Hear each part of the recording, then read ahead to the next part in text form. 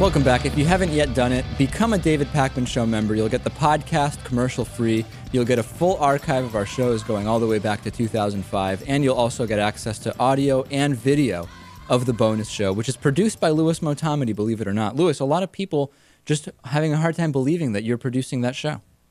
Even though you are it's so great. You are producer Louis at the same time. Right. It does make sense you would do some production.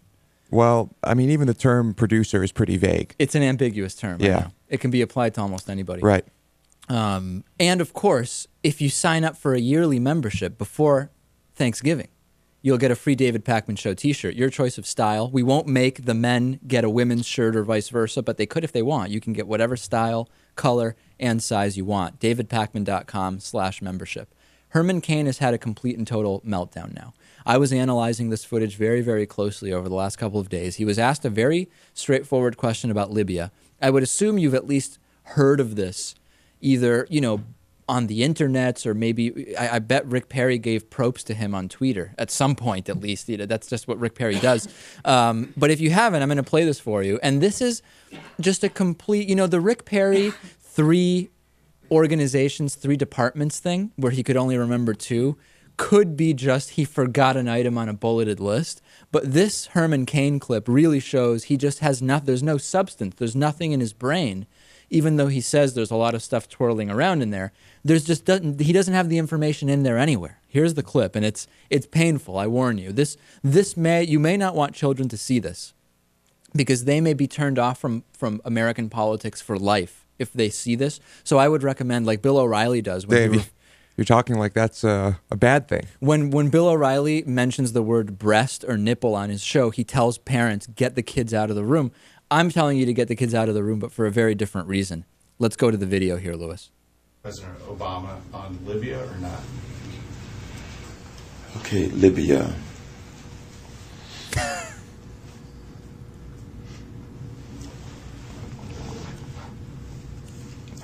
President Obama supported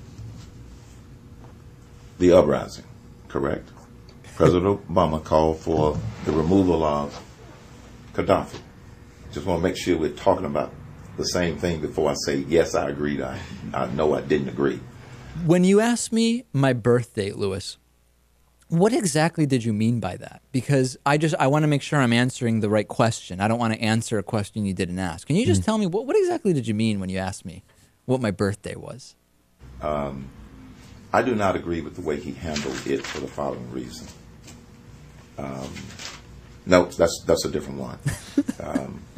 So he changes his mind. He was going down a set response, I guess, a canned response. Then he realized that canned response is for a different question that wasn't asked.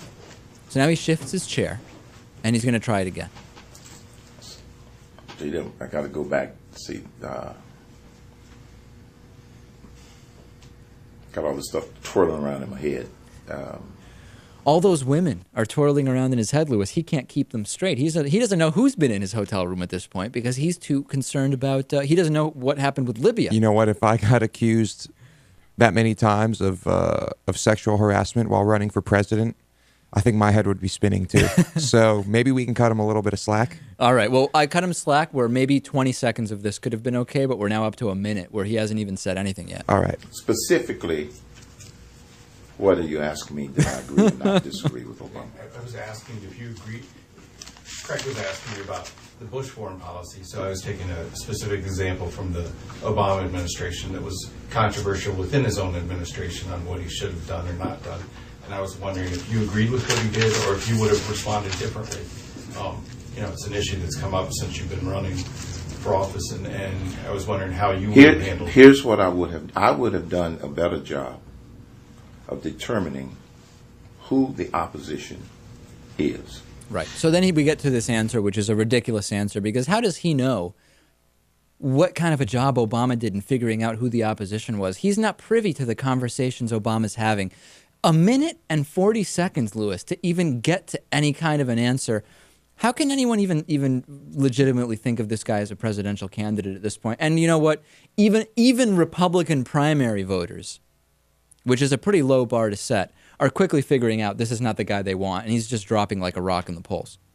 Right. I mean, but we just keep bringing up these stories, not because we feel we need to make sure he does not get elected. No, but, I think that ship has sailed. I mean, just because we can. And then here's his explanation about when he was asked to follow up about that answer. Here's what he had to say. Comments reinforce. Yeah, let us walk through. Let us walk through. You don't have a thorough understanding of foreign Let's walk policy. through. 999.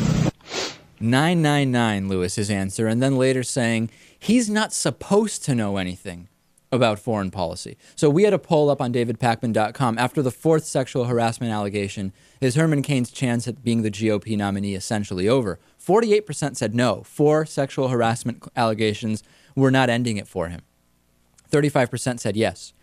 That question predated the Libya situation. So I don't know if those numbers would be different now, but if 4 sexual harassment claims aren't enough for you to not consider voting for Cain, then maybe him saying absolutely nothing for almost 2 minutes about Libya and just asking twice for the question to be clarified isn't going to turn you off either. Yeah, I don't think that his answer was proof that he doesn't know anything about foreign policy. It's not? No, I think it's just proof that he just doesn't pay attention. He's not paying attention to things in And general. as a result, he doesn't know. He doesn't know anything. He couldn't answer the question. He doesn't know what Obama's position was. He started the wrong answer. He said, oh, no. Actually, that's a different one. That's a different one. Right.